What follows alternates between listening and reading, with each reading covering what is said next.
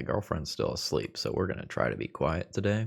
We're gonna contain our excitement while we kill people with Pyrogoyf.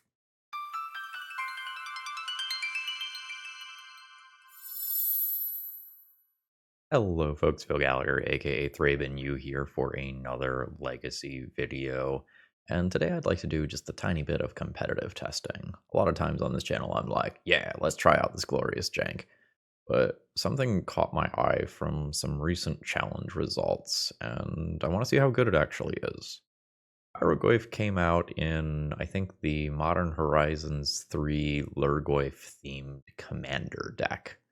So it works the same way that Tarmogoyf does in terms of stats, and whenever it or another Lurgoyf creature enters the battlefield under your control, that creature deals damage equal to its power to any target. Well, one of the things that I've been talking about repeatedly on videos is, drumroll, Psychic Frog. You guessed it. So Psychic Frog often dodges smaller red removal. But what if we're playing Pyrogoyf that might pretty reasonably be crashing in for 5 damage, and potentially actually dealing enough red-based damage to kill a Psychic Frog, or cause your opponent to dump their entire hand, go all in on it? That sounds kind of neat to me. In addition, the wording here is Pyrogoyf or another Lurgoyf. So what happens if we copy this with, say, a Cursed Mirror or a Fable of the Mirror Breaker? The original is going to see the copy, getting a trigger, and then the copy is going to enter, getting a trigger. And if 2 Pyrogoyf triggers does not kill a Psychic Frog, well, shit. Something probably went wrong. Now, a little note here. I suppose that things could get a little weird depending on the number of cards in your opponent's graveyard and whether or not they are divisible by 3 for the purpose of Psychic Frogs selectively exiling cards from graveyard. So that's one of the biggest reasons why I need to test this. I need to see what the games actually feel like and whether or not this card is actually killing Psychic Frogs in practice. Like, are people going to just nuke their entire graveyards to keep this from being reasonable at all? What are the play patterns going to look like? Let's find out. So thank you to Porter for giving me a Dealer's Choice donation deck list to do a little bit of competitive testing here. I have made minimal changes to the deck list that top aided. Didn't grab the user's name. I'm recording this on September 14th, so it probably will have been a challenge from the 7th or 8th if you want to look it up and see the original list. The only change that I made was I got rid of a Gemstone Caverns and replaced it with another basic mountain. Basic lands are good. I'm happy to be playing them. Most of the stuff that's here you're probably going to recognize if you've been watching my red content for any real amount of time. Cursed Mirror is a little bit spicy, doesn't tend to show up as much, but having that enter as a copy of Pyrogoyf in particular is pretty hot. And notice the Vexing Bauble tech rather than Chalice of the Void. I don't really think Chalice of the Void is that good anymore, especially if you want to be playing a large number of blasts out of the sideboard to kill, you guessed it, Psychic Frog. Agatha's Soul Cauldron is probably the coolest piece of tech here. It's working similarly to Unlicensed. There we go. Sorry, it is very early in the morning. Working similarly to Unlicensed Hearse, while also having a little bit of combat utility built into it. The activated ability part is perhaps not going to be the most relevant unless it directly kills your opponent. So, that's a thing. With that being said, let's jump into a league here, and I'm going to tell you that I recently got some Pyrogoyfs for myself. I actually picked some up for Commander rather than Legacy, but maybe they'll have some Legacy uses as well. And if you find that you need some, please consider checking out my sponsor, toamagic.com. Tales of Adventure has awesome selection on things like dual lands and power, and they've also got the newer stuff as well. Promo code ThrabenU will save you 5% on your order to boot. Let's battle. Okay. This hand's not exactly perfect, but it's probably good enough. I will imprint one of these two lands under. It's going to be Shatter Skull Smashing going under. Fuck.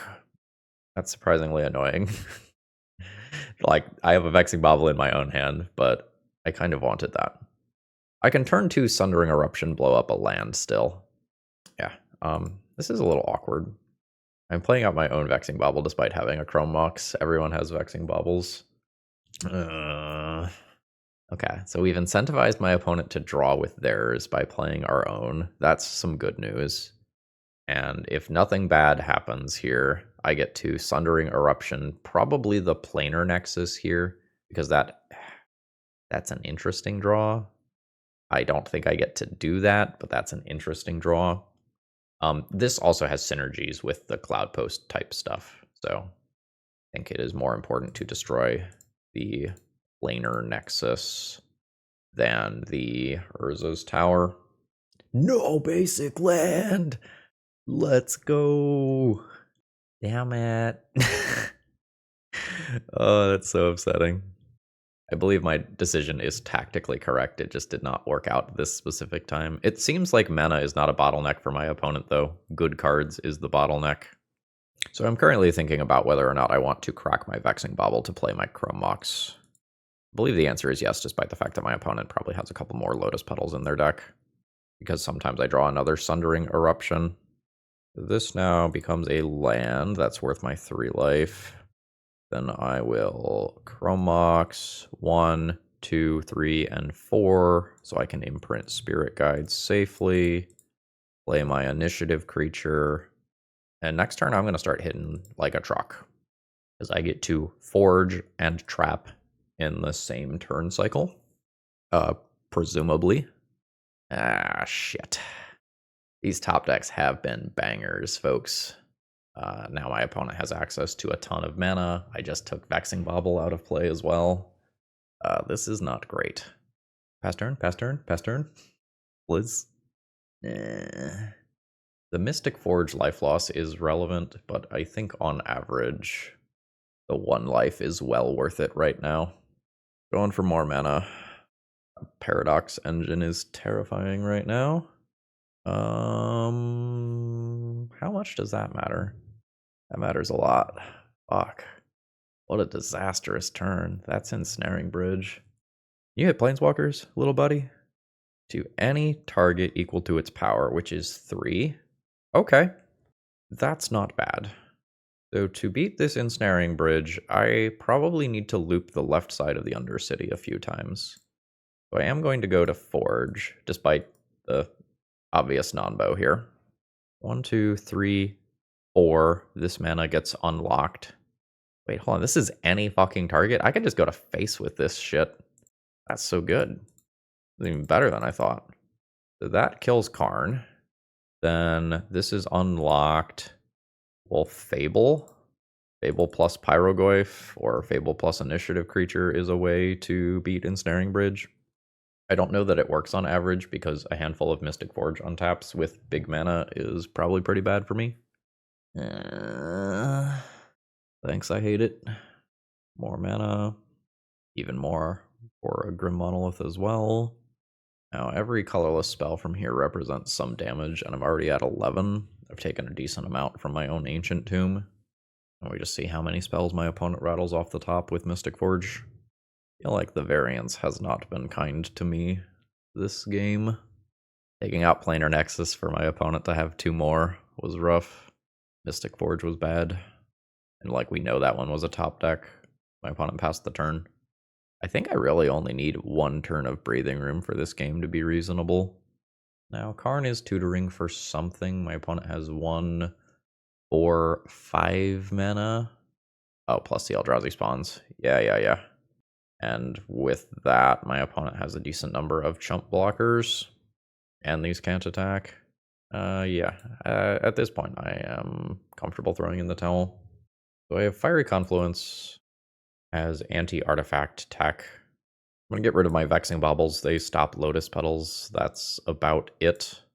Dead Gone is not super strong. I will probably play one to help with Glaring Fleshraker. That card's a hell of a drug. Do I want a second? I already have Pyrogoyf and Fury. I don't know that I want any more than just that. The upside of this one is that it's an instant. Well, that's a turn 1 Blood Moon, but then I only have 2 mana. I can put a threat into play on turn 1 and then play Blood Moon turn 2, but this isn't actually a very good threat if I can't follow it up with something else. And sometimes if I pass without playing the Blood Moon, my opponent just goes Ancient Tomb, Grim Monolith, and pops off anyway. I think I can find a hand as good or better than this. Alright, so Ancient Tomb, Spirit Guide, Blood Moon have 2 mana again. This is the same hand. This is worse than everything else we've seen so far. I will go to 4. The 4-card hand is bad, but it has the 1 ring. So I guess that's what we're doing. Do not regret my mulligan decisions. It just did not pay off, and I think that is important to make that distinction. A lot of times in the comments, I'll have people be like, you should have kept the 7. Your mulligans after that were so bad. And it's like, no, that's not a healthy way to think about that. Because sometimes exactly the thing that you are talking about is going to happen. Alright, so my opponent can have 4 mana on turn 1, and they play their own, the 1 ring. Okay, sure. If I lead on Blood Moon, I slow that down by 1 turn. But if I don't follow it up with a threat, I am going to get eaten alive by that 1 ring. Yeah. I am just going to play this out now on the off chance that my opponent is on Vexing Bauble still. It makes sense to me that that's something that they would board out, but I don't know for sure. Yeah, like, these being mountains doesn't stop this stuff from happening. I'm very happy with my mulligan. Karn, stop my 1 ring. Cry. I wonder if playing around Vexing Bauble is wrong, and I instead should hold Spirit Guide so I can use it for red mana if Karn happens instead. That's actually really reasonable. I don't know how many cards my opponent is going to have in the sideboard for me, because I think they showed us Game 1 defense grids, so those probably come out prior to Vexing Baubles. Alright, made it to my turn. That's the good news. Bad news is my next turn is probably awful. Oh man, those draws are rough. Okay. Do I actually want to do it that way? Yes, I do. Because I want to attack first. Broadside, go to combat, swing in for 2. My opponent takes 2. Broadside, target you, throw 6 damage at your face. Trigger, take a little damage. Play a new copy of the 1 ring, get that protection from everything again. Draw a card. Pass turn. We've got some 1 ring damage adding up on both sides. Oh man, that's an Urza's Workshop that taps for 3. Okay.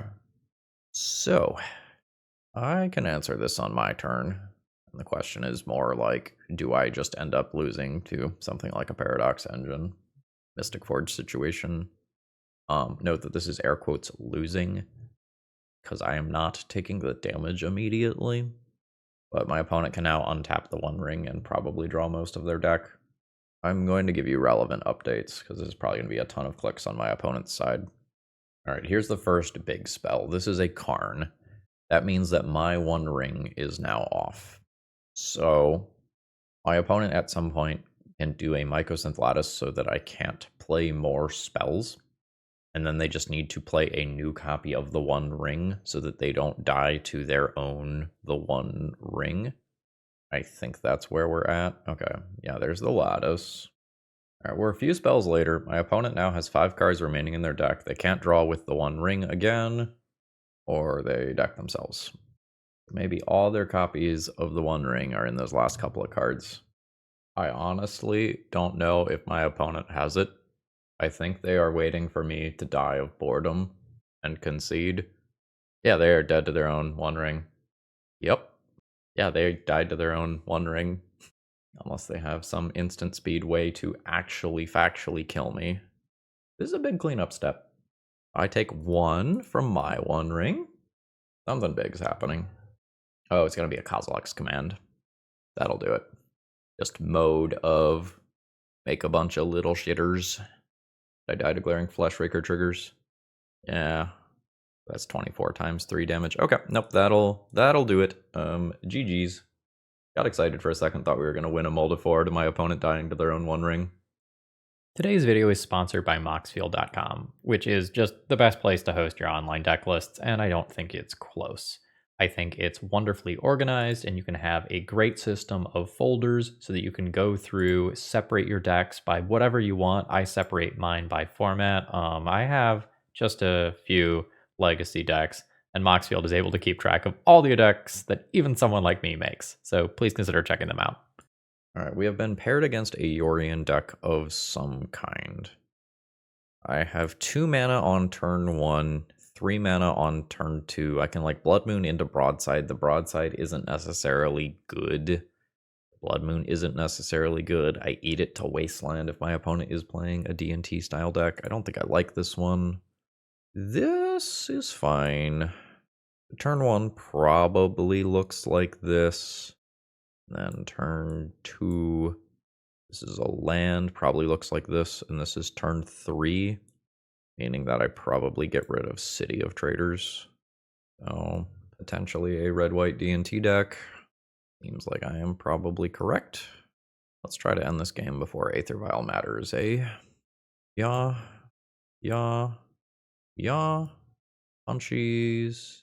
Send on in. In case you're not super familiar with this one, when she attacks, we can exile the top card of our library. Whenever one or more cards are put into exile from your library or graveyard, put a +1/+1 counter on her. We bash in for 3. Sorry, I misspoke earlier. I don't have 4th mana for Caves of Chaos Adventurer on turn 2. Doors of Plowshares is perfectly fine. Wasteland's really bad. We are going to fail at ending this game before the Vial matters. That Wasteland probably wins our opponent the game, I imagine. It's so hard for me to come back from here. I need to top deck a Soul Land, and then also find something to do with Broadside. Oh, yeah, opponent doesn't have more mana. It doesn't matter though, the Aether Vial will do work. And at end of turn, it's an Ajani. Sweet. My opponent probably doesn't have too many red cards for the purposes of the stuff that's on the backside here, but just this being 3 power that my opponent can vial in is perfectly fine. You know, Flicker Wisps and stuff can do work from there. I think if my opponent puts in another relevant body, I am just going to go ahead and concede. Oh, well, they didn't. And no tick up, so they're not working towards putting in a Solitude or something. Sure. Yeah, so my current problem is that like a Broadside isn't really good because I have nothing to throw. That's, I guess, technically a redraw. Alright, now there's another body. Magus of the Moon. I think with 5 power in play, that's the point where I just call this. I have Dead Gons and Fiery Confluences as additional removal. I can get rid of Vexing Bauble. That's not something that matters. My Blood Moons have text, but my opponent is a Blood Moon deck themselves. My Blood Moons are more defensive than offensive if I am playing them. I also could trim my legendary creature here very, very reasonably.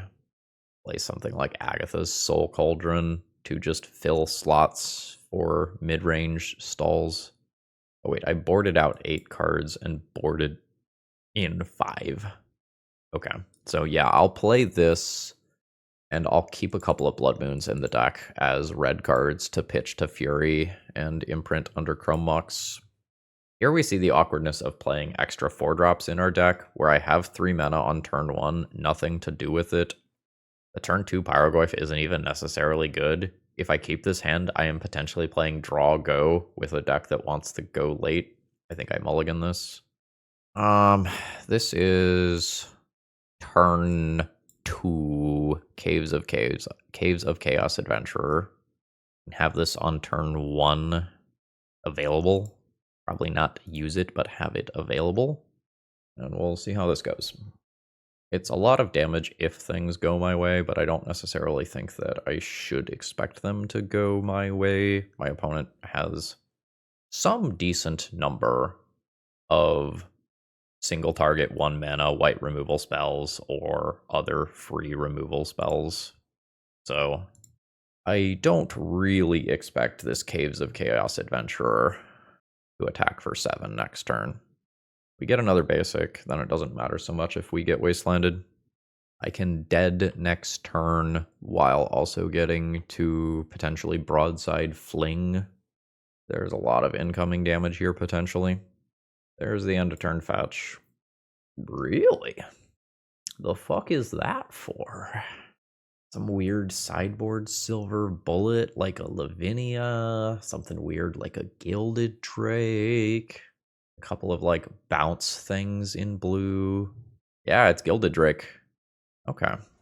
So, gone. Return target creature you don't control to its owner's hand.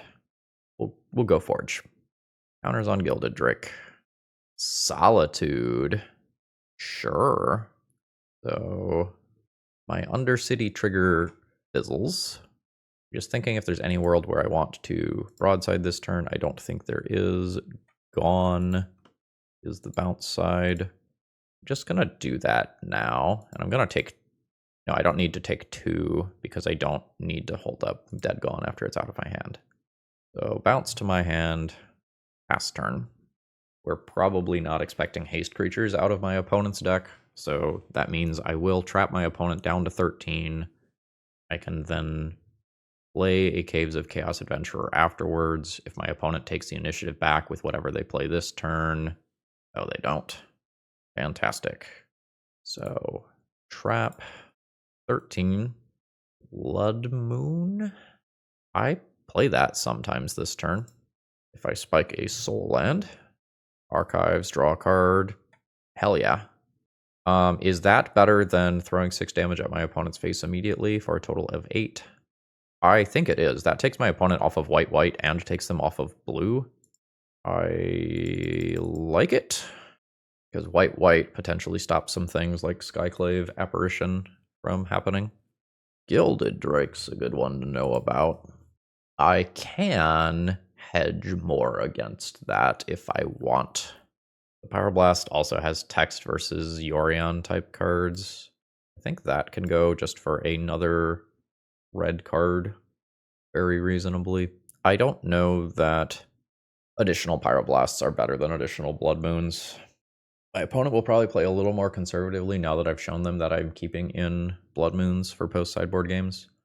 So knowing that, I could just bring in some extra Pyroblasts. The Blood Moons are not a primary part of my plan.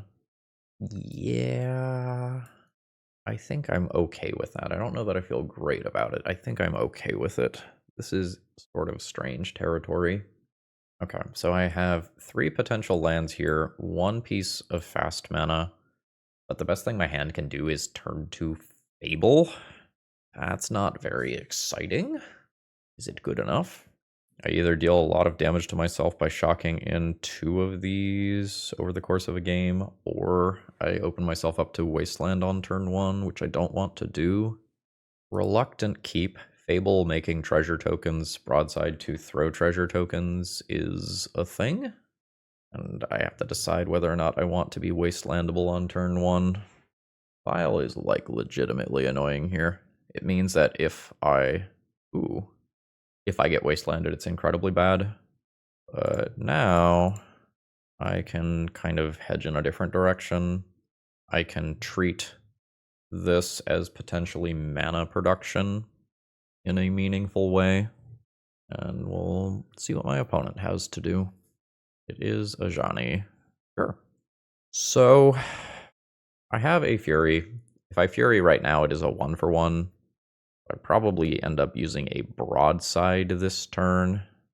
I'm definitely looting. I don't need Sundering Eruption. I probably loot through one of these as well. Pyrogoyf. How much loyalty does this start with? This starts with 3 loyalty. The post-combat Pyrogoyf does not kill the Planeswalker if my opponent blocks with a cat token. Can I set myself back on mana and be okay? So City, Play Mountain, Goblin Shaman, attack with both, throw Treasure at Planeswalker, have 1 mana in play, have 3 mana in play, have 4 mana in play for next turn. Yes, that is fine. Assuming no like Solitude or Mother of Runes. So 3 mana, combat, attackers, treasure, target Ajani, throw treasure token. All right, we are seeing a trade. That's fine. Close down the whole Pyrogoyf plan. We'll see how bad that ends up being. Could have played Broadside more patiently. No, not really. Not if I don't want to risk the Planeswalker potentially happening. Okay. Sundering Eruption. Just do that as a tapped land. Hold Pyrogoyf for next turn. Send this in. Menace? Okay, yeah. I mean, I guess thanks for letting me know that my second main phase is safe. Tapped land, pass turn. File goes up. Reflection of Kiki-Jiki is very powerful, assuming that I can activate it in a meaningful way. I can basically just goldfish my opponent next turn. Oh, my opponent has broadside. I'll take 2 here. Can't block due to menace. Solitude's cute here. So Solitude removes a creature, and then my opponent flings the Solitude at my other creature to clear my board. Wait. Oh. Yeah, they typed Ga in chat. They clicked through that too quickly. That's really rough. First mirror. That's going to be really good in a minute. So, I probably don't attack with Reflection of Kiki-Jiki because of a flashed in Felia. I wish I had 1 more mana. Here we see Pyrogoyf doing Pyrogoyf things. Kill the broadside. Consign to memory. I don't know if the mana base supports that spell, but damn, it was good there. Metagame must be really warped if my opponent wants to be playing this 3-color D&T deck with blue counter spells. I have not done a lot of playing of D&T recently, but the Eldrazi matchup must not feel good if Consigned to Memory is being played. Gilded Drake seems good. So the Reflection of Kiki-Jiki does not have haste, so that's good. Ooh, no broadside attack. That's great for me. The Pyrogoyf is on the ground, so that means a pre-combat Fury probably makes sense. Is there any world where this is a spell and I just like Curse Mirror Pyrogoyf instead? I don't think so. Both those creatures are really strong. Ow. Cast. Yeah. That exactly kills those creatures. No Flicker Wisp nonsense. This is a 5/6 body now. This is huge. If my opponent has any... Oh, no cards in hand. Oof. So the Yorion got pitched to the Solitude. The Railland's got to do some serious work. Yeah, Charming Prince for Gilded Drake. Yeah, that's very cute. And I imagine that Cursed Mirror just gets me there through just about anything next turn. So I'm never double spelling here. So I will just cast a Cursed Mirror. This gets to copy Pyrogoyf, send the damage directly to face. Yeah, and this sees both copies like we were talking about in the deck tech, meaning that that is 10 direct damage to my opponent's face, and we win. Do I still win this one if my opponent flings the Solitude correctly? The stuff that I am doing at the tail end of this game is powerful, but my opponent gets rid of 1 more of my bodies. They get a little bit more breathing room. It would have been tougher for sure. Okay. I am on the draw with a hand that produces a turn 1 broadside and has Sundering Eruption as follow-up. This is objectively not that strong. What percentage of my draws make this hand great? I'm not counting that. It's not counting that either, probably. I don't know, broadside throwing fury is a thing. So I have 28 hits, 2 draws to hit 1. I don't have I don't have red. I don't really think I'm excited about that. Ooh, yes. So this is turn 1 Blood Moon, probably. I'm going to keep this, and I have to decide right now whether or not I want to have turn 1 Blood Moon around days. if my Blood Moon gets countered, I have Ancient Tomb plus Red Land plus Spirit Guide to Pyrogoyf on turn 2. It won't be the biggest then. Yeah, I'll get rid of the City of Traders. And things get a little interesting if my opponent dazes a turn 1 Blood Moon. Basic Island and Ponder. So after my opponent plays the basic land, Blood Moon is worse. I still might be jamming it anyway to shut off fetch lands. I don't know how many colors my opponent is. I don't know what kind of deck they are playing. So we're going to do this thing, and we'll see how good it is. All right, it's in play. So now that this has happened, the Spirit Guide is probably worse than the extra land that I threw back. That's a bad sign for me. We are potentially playing against something like a Sneak and Show deck or a Storm deck list. Either way, my Blood Moon is probably not great. My Pyrogoyf is very small. My opponent did not have an opportunity to fetch, so a land didn't go to graveyard, and probably won't easily. So instant and sorcery are likely to be the only things in there until my opponent sacrifices Lotus Petal. Alright. Are bad things happening to me? The One Ring. Sure. Ooh. That's probably better than just jamming Pyrogoyf here. Because this gives me a 4-drop for this turn, and then the land drop to play a 4-drop next turn if this resolves. Ponder. So, I am guessing that this is a Sneak and Show build that also has the One Ring to refuel. I think that's where we're at. The Lotus Petal makes sense to power out Show and Tells as well as the One Ring. Being a control deck with Lotus Petal doesn't make a lot of sense. Broadside. Yes. Now, notably, I can convert Yuri into 7 points of damage immediately if I believe that that is a good thing to do. I currently do not believe that that is a good thing to do because I would like to throw the Pyrogoyf for 6 points of damage and then finish my opponent off with Fury the following turn. But we'll see. I am not optimistic about my chances of actually winning this game. Yeah.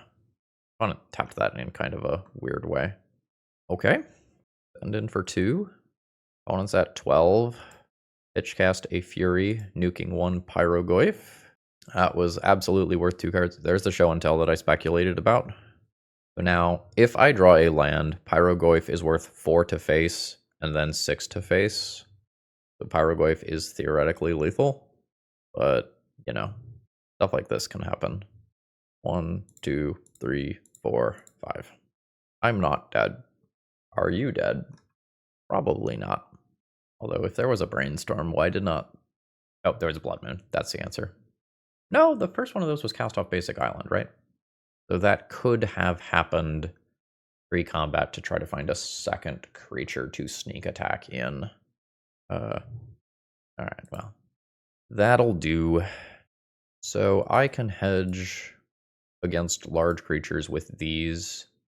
I can try to play Dead Gone. I am not super excited about the prospect of doing so. I'm not the most excited about my Blood Moons. They are a way to try and steal free games. I just don't like this matchup. This matchup historically is very bad for this deck because the various lock pieces, the Chalice of the Voids, the Blood Moons, the Magus of the Moons, whichever ones you're playing, don't tend to be very good. So you are being an aggro deck trying to race a combo deck. I think I'm going to keep Vexing Bauble to stop Force of Will on my stuff. I think I am going to board the Blood Moons out to get some of these to help. Yuri's not particularly great. The biggest thing that it does is be a throwable thing for Broadside. I could board some of these in for sideboard pivot options as well. Like Fiery Confluence to go to the face for 6.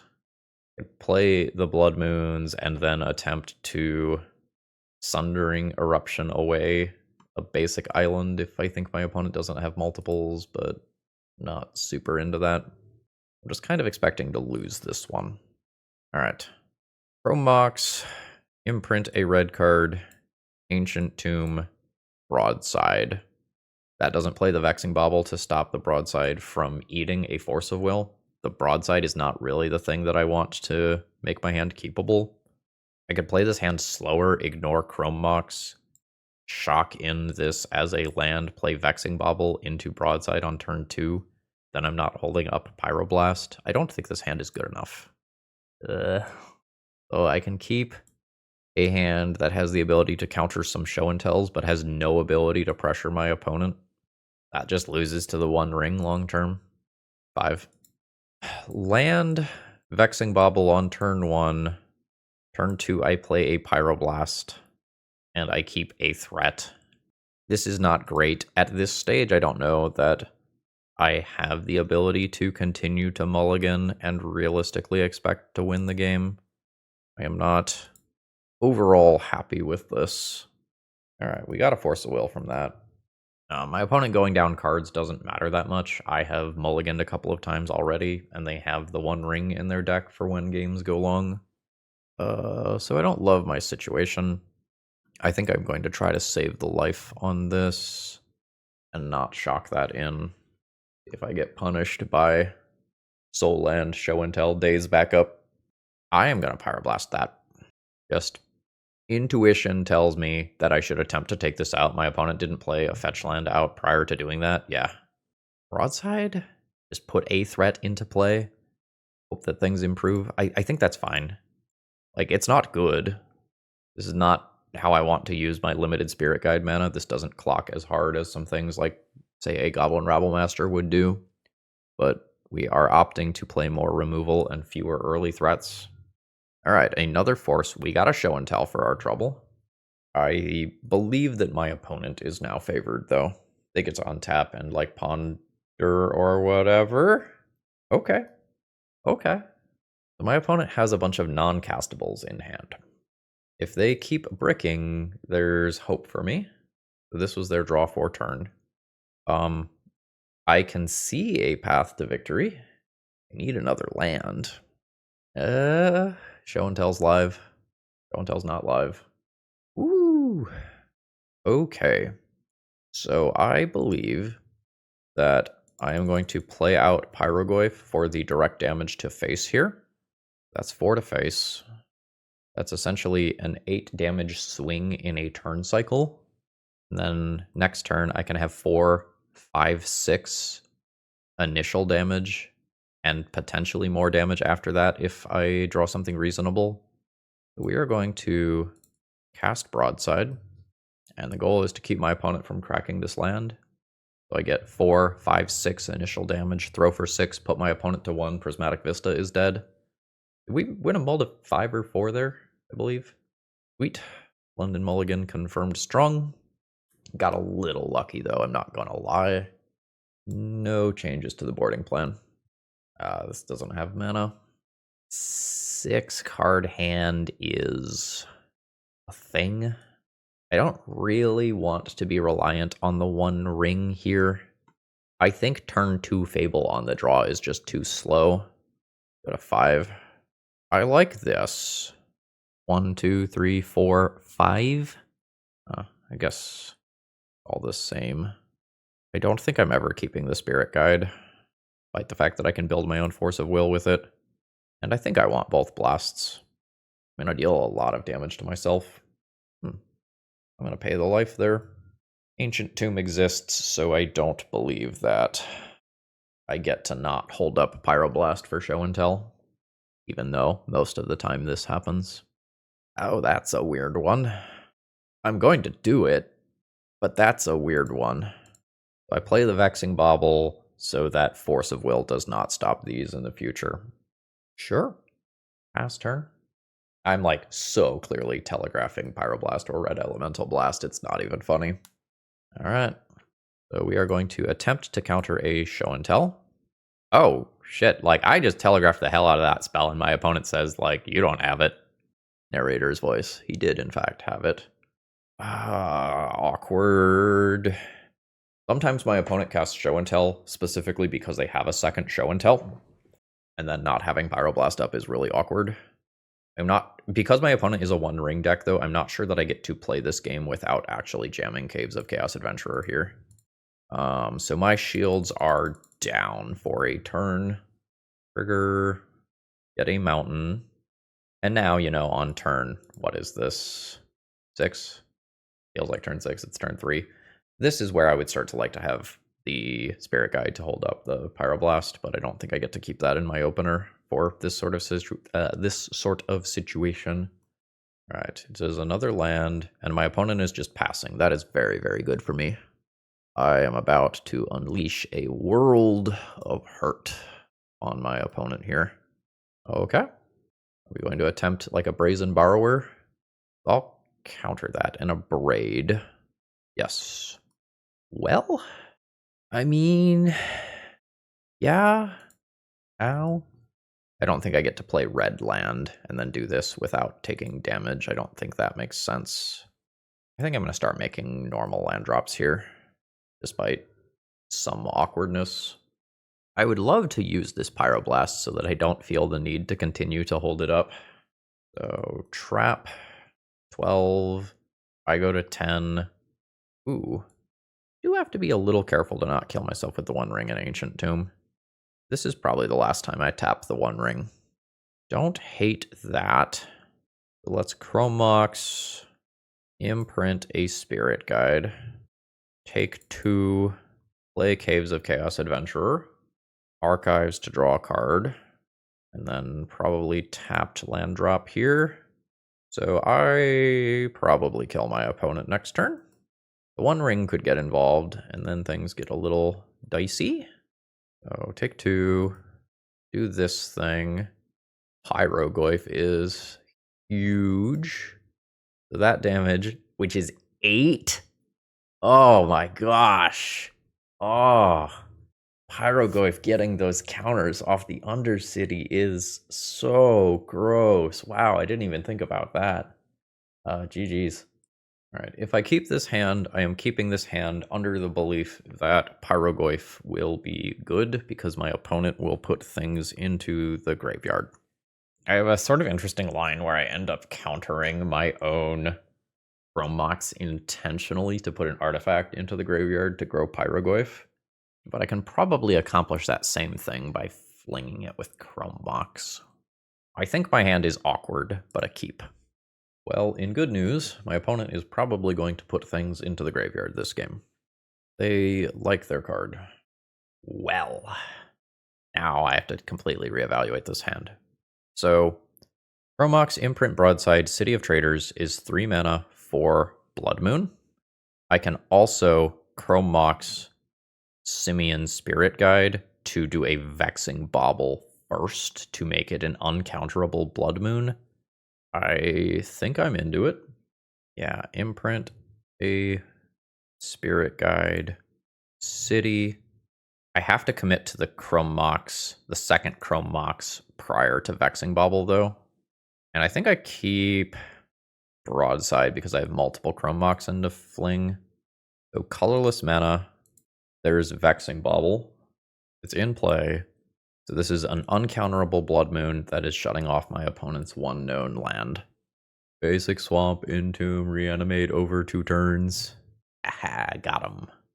Spellbomb is castable. Unfortunately, the cycling aspect requires black mana. Let's put a threat into play. This is effectively uncounterable. Yeah, okay. That's completely fair. So let's assume that we are playing against something roughly in the Riskaminator ballpark. I always want these, and then these are in the playable, and I have to figure out what my approach to the matchup is. Especially on the draw, I don't think I like Blood Moon. I know it just won me that game instantly, but let's keep in mind that my opponent had a turn 1 tapped dual land.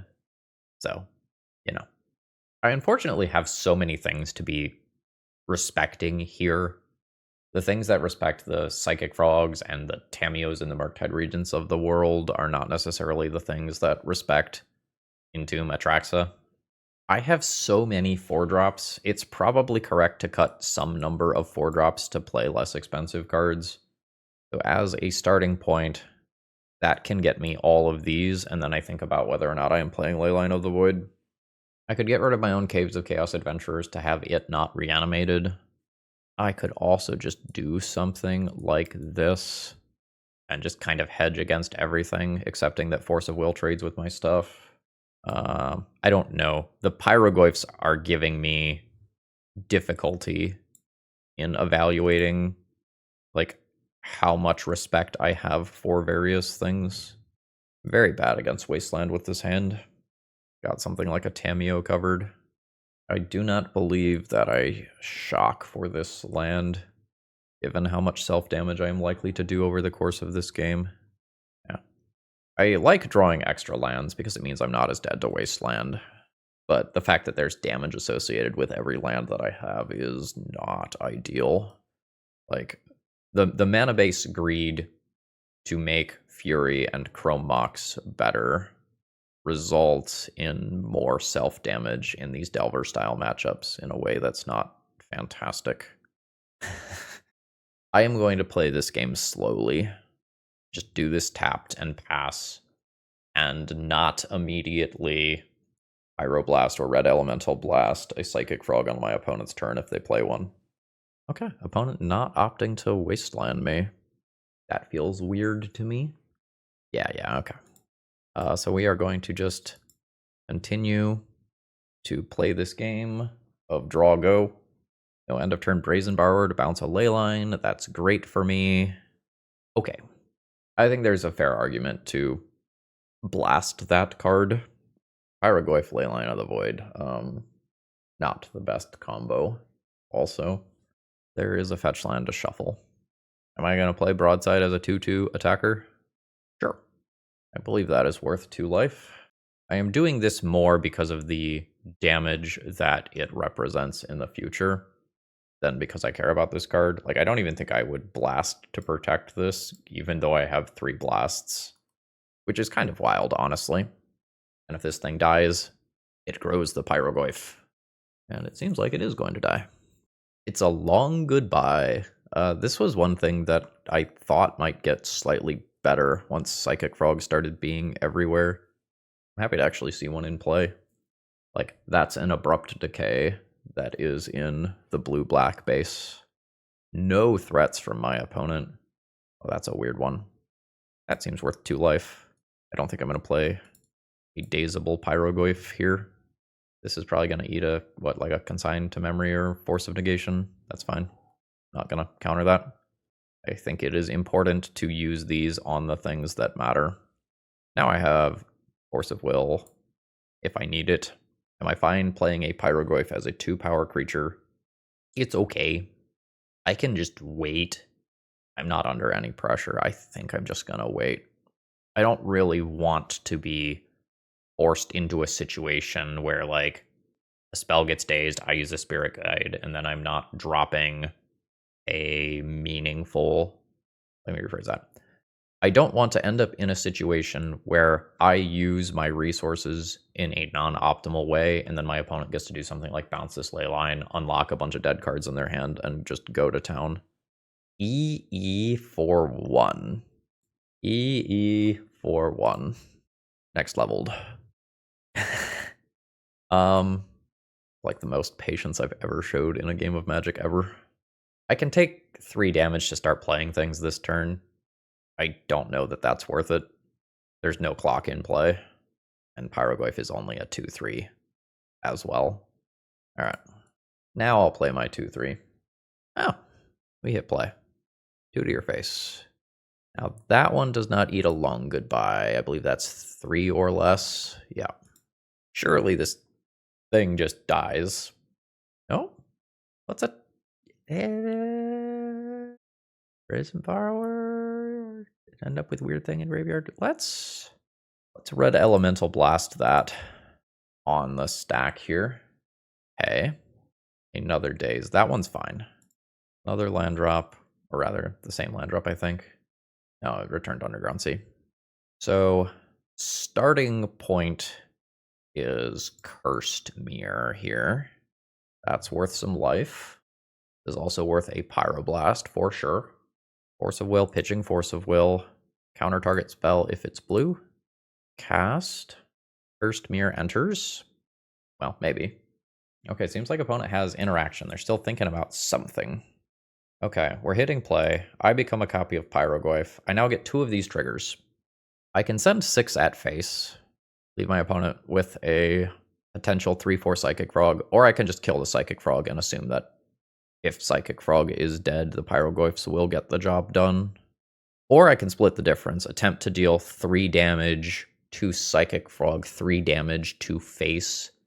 If my opponent discards a bunch of cards, then I Pyroblast Psychic Frog. One of these always goes at Psychic Frog. I think I'm just gonna kill the frog and not mess around with it. I don't think I want to end up potentially having to use the Pyroblast. Just send in for 6. We still got Pyroblast to back up the ley line. My opponent has just kind of drawn an awful lot of nothing. So, punchies, punch for 3. Yeah. Yes, you may crack your E. So that's a fatal push. Yes. 1, 2, 3, 4. I can Fury. I would prefer that to be a removal spell, but, you know, don't always get that. This is just 6 power in play. Is Sundering Eruption a land or a spell? I think it's a spell. Specifically for the creatures without flying can't block this turn portion, though. Okay. Pile of Pyroblasts confirmed sexy as fuck. 6. Thought about doing pre-combat Sundering Eruption. Yeah, that's fine. Yep. But I think it's better to save Sundering Eruption for the turn when it's potentially lethal. Nethergoyf resolves. Delicious. Bowmaster hit is fine. I'm at 8. Broadside is lethal. Hit in for 2. Throw Fury for 7. Have double Pyroblast to back that up. That means that it is worth taking 2 damage to do this. Combat. Send it. Opponent blocks Fury. Takes 2. Going to 7. Broadside. Target you. Throw Fury with double Pyroblast backup. It's turn 12, and my opponent didn't do anything all game. My opponent's... Like, did they have just a pile of Nethergoyfs in hand? Their deck just failed to operate that game. And they drew very few cantrips either, so like they had no ability to select. I don't know. That one felt weird. Okay. So I have turn 2 uncounterable Blood Moon. Probably turn 3 Caves of Chaos Adventurer. Deal a lot of self-damage. I hope my opponent doesn't lead on something like a Delver here. Not a Delver. Blood Moon's a lot worse now. Not dead, mind you, but a lot worse. We might end up doing this on turn 2. I'm going to kill myself with my own cards. So I am sitting here tanking about whether or not I am supposed to Ancient Tomb double Vexing Bauble on turn 1 for if my opponent is playing a combo deck or if my opponent has Daze. I think I am going to do that. I don't want to get my red source wastelanded. I don't want to get anything wastelanded, to be clear. But sometimes this baits out a Force of Will, and then I get to resolve the second one. I will say this build deals so much damage to itself. Like, trying to squeeze in the other one of these, the land destruction one of these, to potentially help out with the Eldrazi matchup. Does put some strain on my mana. Please don't frog me. My body is not ready. And basics, a Blood Moon is worse. Ooh, that's not Psychic Frog. I would love to draw a basic mountain. Nope, more self-damage. Ow. Ow. It's going to resolve. Send in. Blood Moon. Not playing that, obviously. I have dealt 7 points of self-damage to myself. An Archon of Cruelty just pretty much instantly one-hit KOs me here. Yeah, that'll do. So I junk my creature. I discard a card. Nope. Alright, so probably end up boarding pretty similarly to what I did last round. So I think I ended up with these out, these out or something like that. Or the ley lines, all the blasts, soul cauldrons, dead gons. That worked pretty well last time. But we did have sort of an exceptionally weird game last time, to be fair. I don't necessarily think the Vexing Baubles are bad, but I am having trouble seeing how I play all of this stuff and Vexing Bauble.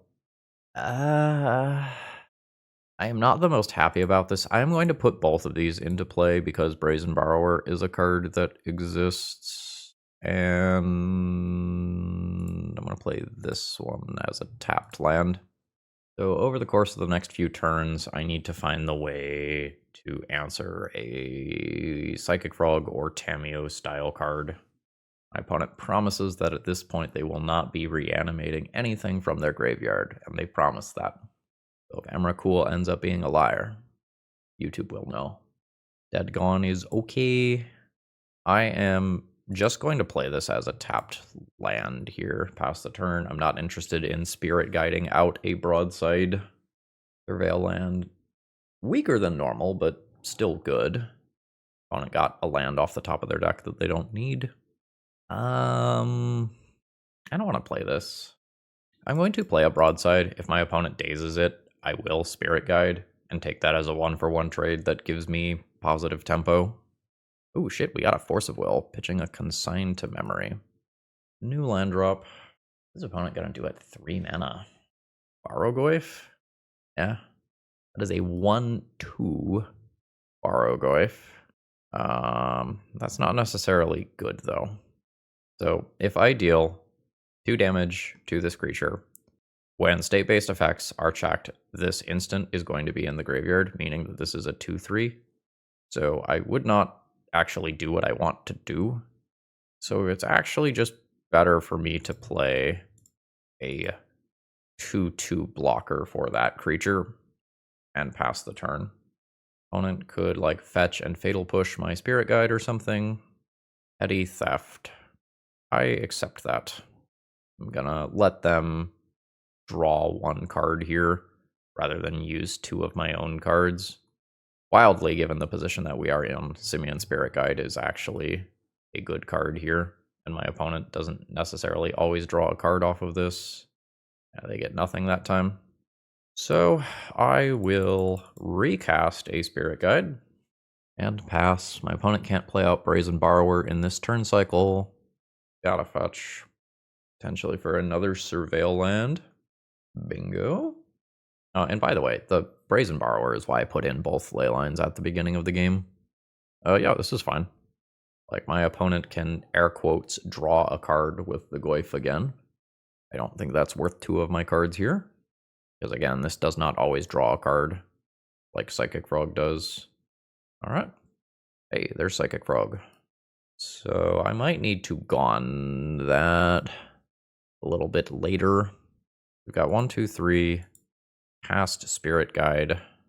I'm going to make a land drop so that I have Gone available. And pass. Pyrogoyf, unfortunately, is now a 2/3, so it doesn't line up as well versus Simian Spirit Guide. Psychic Frog doesn't have the ability to fly while these ley lines are in play, though, luckily. So I'm going to block here and make my opponent do some Psychic Frog stuff. So there's a +1/+1 counter, turning that into a 2/3. I think at this stage, I Gone the Psychic Frog. I take some damage from this. Oh, they hit a troll this time, which is surprisingly close to being castable. And I don't... Oh, they did want another land. So at this point, I need to start top decking removal spells. Thank you, Leyline of the Void. Very cool. So Psychic Frog is winning combat. It's winning versus the small red removal. The Pyrogoyf has outsized my Spirit Guide. My situation is not ideal here, and we can feel the difference between this game and the previous one, where my opponent just kind of didn't do anything forever. This time my opponent put in some threat, and even if it wasn't good, there was a lot more pressure on me. I didn't have that time to just sit back forever. I think I am willing to block here I have a very high density of removal. Yeah. Are you letting your Psychic Frog die? That makes sense if, like, Force of Will blue card is left over. This is not castable yet, which is good. Lol. Pass turn, take 5. This is bad. Wife gets a few more looks at cards. Misses. We now can see there's EE in my opponent's deck. I will blast that. I was conceptually planning to save that for this creature. I think if I miss on my draw, I just die here. I think that counts as a miss on my draw. I think the way that I approach this is Yaw. Damn it. Alright, then Yaw. This is now a 4, taking 6-ish damage. This is not being cast anymore, so hitting Pyroblast doesn't matter off of this swing. I think I'm going to hold it back as a 2-2. Oh, fuck. That was a poorly played Dismember. They had another mana for that. Not going to matter. I'm at 1 facing down 3 creatures. I don't think I have a top deck that gets me out of this, especially considering Brazen Borrower. So I'm going to go ahead and concede here. And we end up putting up a positive finish on the league. So how do we feel about this deck, and how do we feel about Pyrogoyf more generally speaking? Pyrogoyf is kind of cracked. Copying that with Cursed Mirror and Fable of the Mirror Breaker is an insane amount of board control and an insane amount of reach in the same card. It is red removal that can potentially kill Psychic Frog. I think there's a lot to like about this card. That said, how do I feel about this specific list? I dislike a lot of things about it. So, with 8 of these Lightning Bolt lands, plus Ancient Tomb, plus the 1 ring, this deck deals an absolutely exceptional amount of damage to itself. And we have 11 4-drops and 4 5-drops. 5-drop kind of in air quotes there. I conceptually like Vexing Bauble. I was one of the first people to advocate for that in this shell, if not the first on that one. I conceptually like Vexing Bauble backing up this stuff. I think your opening hands get worse when you are playing this many 4-drops, though. The 1 ring is super cool to throw with Broadside, but like Pyrogoyf and Fury and Caves of Chaos Adventure are already super cool to throw with Broadside. I think the worst 5 slots in the main deck are probably these 5 slots. And if I were going to play with this again, I would probably think about Magus of the Moon hedging against Eldrazi, or just putting Goblin Rabblemaster back in the deck as an aggressive early threat. I also don't know that you get away with all 8 of these cards, even if you take away the 1 ring. Maybe you do 6 of those total. Not 100% sure. Maybe you go up to the 4th Caves of Chaos Adventure if you take out some number of 1 rings. So it's 4th one of these, 4 Magus of the Moon or Goblin Rabble-Masters. If you put in more Magus of the Moon, then these don't cost you life in a higher percentage of the matchups, and that's kind of cool. One of the problems with playing Magus of the Moon alongside extra 4-drops, though, is that you do literally need like 4 mana sources in order to cast a Pyrogoyf, whereas you need 3 ones to cast things like Fable and Rabblemaster and stuff, so there's a little bit of tension there. Pyrogoyf off Throne of the Dead 3 is fucking wild. Like, I domed my opponent for 8 direct damage unexpectedly. I like that a lot. I think I say Pyrogoyf, cracked, worth pursuing further. This exact build, close, but not quite for me. There were a bunch of times where I was asking to draw a basic mountain to avoid dealing damage to myself, and only having 3 of those definitely put some tension on my mana. As far as the sideboard goes, I loved having this many blasts.